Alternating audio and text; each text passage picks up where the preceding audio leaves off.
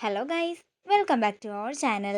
Episode ആരംഭിക്കുമ്പോൾ കാണിക്കുന്നത് ഇങ്ങനെ മത്സരങ്ങളുടെ എല്ലാം വിജയിയായിട്ട് കാർത്തിയെയും മീനാക്ഷിയും ആങ്കർ പ്രഖ്യാപിക്കുമ്പോൾ ഇത് കണ്ട് ദേഷ്യത്തോടെ നിൽക്കുകയാണ് മൈഥിലി. ഷോ, ഇങ്ങോട്ടേക്ക് വരണ്ടായിരുന്നു, ഇവനും ഇവളും കൂടി ഷൈൻ ചെയ്യുന്നത് ഞാൻ കാണണല്ലോ എന്നൊക്കെ പറഞ്ഞ് ദേഷ്യത്തോടെ നിൽക്കുകയാണ് മൈഥിലി. അവർക്ക് ട്രോഫി കൊടുത്തതിന് ശേഷം ആങ്കർ പറയുകയാണ്, അടുത്തതായി ഒരു കപ്പിൾ മത്സരം കൂടിയുണ്ട്. അതിനായി മീനാക്ഷി കാർത്തികിനെയും മറ്റ് രണ്ടുപേരെയും കൂടി വേദിയിലേക്ക് ക്ഷണിക്കുകയാണ്. നിങ്ങളുടെ മൂന്നുപേരുടെയും കണ്ണുകെട്ടി പ്രേതാലയം പോലുള്ള ഒരു മുറിക്കകത്ത് ഞങ്ങൾ അടയ്ക്കും. നിങ്ങൾക്ക് വേണമെങ്കിൽ കണ്ണിലെ കെട്ടഴിക്കാം. വാതില് കണ്ടുപിടിച്ച് ഏറ്റവും സാവധാനം ആരാണോ എത്തുന്നത് അവരായിരിക്കും വിജയിക്കുന്നത്. അങ്ങനെ മീനാക്ഷിയുടെയും രണ്ടുപേരുടെയും കണ്ണുകെട്ടി ആ ആങ്കർ ഒരു സ്ഥലത്തേക്ക് കൊണ്ടുപോകുന്നതാണ് കാണിക്കുന്നത്. പിന്നീട് കാണിക്കുന്നത് ബോധമില്ലാത്ത മീനാക്ഷിയെ എടുത്തുകൊണ്ടുവരുന്ന വൈശാഖിനെയാണ്. ഡാ വൈശാഖെ, എന്താടാ പ്ലാൻ എന്ന് മൈഥിലി ചോദിക്കുമ്പോൾ, കൊന്നു കളഞ്ഞേക്കാം, അതാകുമ്പോൾ ഒരാൾ കുറഞ്ഞു കിട്ടുമല്ലോ എന്ന് വൈശാഖ് പറയുന്നു. പിന്നെ നിന്റെ നേരെ ആരുടെയും സംശയം വരാതെ നോക്കിക്കോണം.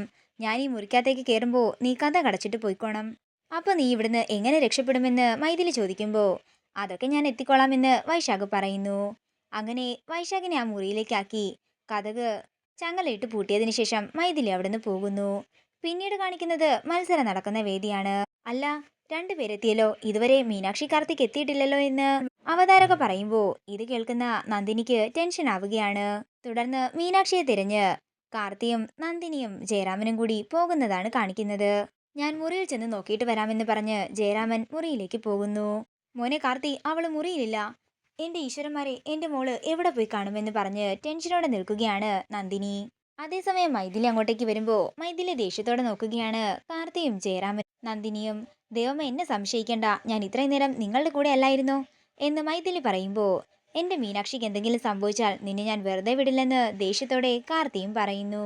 തുടർന്ന് കാർത്തിയും മാനേജരും കൂടി റിസോർട്ടിന്റെ പരിസരത്തെല്ലാം തിരഞ്ഞു നടക്കുന്നതാണ് കാണിക്കുന്നത്. പിന്നീട് കാണിക്കുന്നത് അബോധാവസ്ഥയിൽ കിടക്കുന്ന മീനാക്ഷിയാണ്. മീനാക്ഷിയെ നോക്കിക്കൊണ്ട് വൈശാഖ് പറയുകയാണ്, എല്ലാവരെയും വിറപ്പിക്കുന്ന പെൺപുലിയല്ലേ, അവളുടെ കിടത്തം കണ്ടില്ലേ, ഇനി അല്പം മണിക്കൂറുകൾ കൂടി മാത്രമേ അവൾക്ക് ആയുസുള്ളൂ. എന്നെയും എൻ്റെ മീനാക്ഷിയെയും നരകിപ്പിച്ചത് നീയാണ്, അതുകൊണ്ട് അതിനുള്ളതെല്ലാം തന്ന് ഇഞ്ചിഞ്ചായി മാത്രമേ ഞാൻ നിന്നെ കൊല്ലൂ എന്നൊക്കെ വൈശാഖ് പറയുമ്പോൾ മീനാക്ഷി എന്ന് വിളിച്ചുകൊണ്ട് അങ്ങോട്ടേക്ക് കാർത്തി വരികയാണ്. കാർത്തിയുടെ ശബ്ദം കേട്ട് പേടിയോടെ നിൽക്കുന്ന വൈശാഖിനെയാണ് കാണിക്കുന്നത്. ഈ മുറി എന്താ പൂട്ടിക്കിടക്കുന്നതെന്ന് കാർത്തി ചോദിക്കുമ്പോൾ, ഇത് ജനറേറ്റർ റൂമാണെന്നും വല്ലപ്പോഴും മാത്രമേ തുറക്കുകയുള്ളെന്നും മാനേജർ പറയുന്നു. ഇത് കേൾക്കുന്ന വൈശാഖിന് ആശ്വാസമാകുന്നു. നമുക്ക് മറ്റെവിടെയെങ്കിലും പോയി നോക്കാമെന്ന് പറഞ്ഞ് കാർത്തിയും മാനേജർ പോകാനൊരുങ്ങുമ്പോൾ പെട്ടെന്ന് വൈശാഖിന് തുമ്മല് വരികയാണ്. ശബ്ദം കേൾക്കുന്ന കാർത്തി തിരികെ വരുന്നുണ്ടെങ്കിലും തോന്നിയതാകും എന്ന് കരുതി തിരികെ പോവുകയാണ്. പിന്നീട് കാണിക്കുന്നത് നന്ദിനിയെയും ജയറാമനെയും മൈഥിലിയുമാണ്. എന്റെ കുഞ്ഞിന്റെ തിരോധാനത്തിന് പിന്നിൽ നീയാണെന്നെങ്ങാനും തെളിഞ്ഞാലേ ഞാൻ നിന്നെ ഇവിടെയിട്ട് തീർത്ത് കളയുമെന്ന് ദേഷ്യത്തോടെ ജയറാമൻ പറയുന്നു. അതേസമയം പോലീസ് റിസോർട്ടിൽ എത്തിയിരിക്കുകയാണ്. അതേസമയം മൈഥിലി വൈശാഖിനെ വിളിക്കുന്നുണ്ടെങ്കിലും കോള് കിട്ടുന്നില്ല. അവൾക്ക് ബോധം വന്ന് ഇവളെ കൊല്ലുന്നതാകും നല്ലത്, ഞാനാണ് ഇതിന്റെ പിന്നിലെന്ന് അവൾ അറിയട്ടെ എന്ന് പറഞ്ഞ് കാത്തിരിക്കുകയാണ് വൈശാഖ്. അതേസമയം മാനേജറിനോട് ആ ഗവൺമെന്റ് ഗസ്റ്റ് ഹൗസിന്റെ ചുറ്റുമുള്ള CCTV ഫുട്ടേജ് എല്ലാം ചോദിക്കുകയാണ് കാർത്തി. പിന്നീട് കാണിക്കുന്നത് മീനാക്ഷിക്ക് ബോധം വരുന്നതാണ്. ബോധം വരുന്ന മീനാക്ഷി വൈശാഖിനെ കണ്ട് ഞെട്ടലോടെ ആരാണെന്ന് ചോദിക്കുമ്പോൾ, നിന്നെ കൊണ്ടുപോകാൻ വന്ന കാലനാണെന്ന് വൈശാഖ് പറയുന്നു.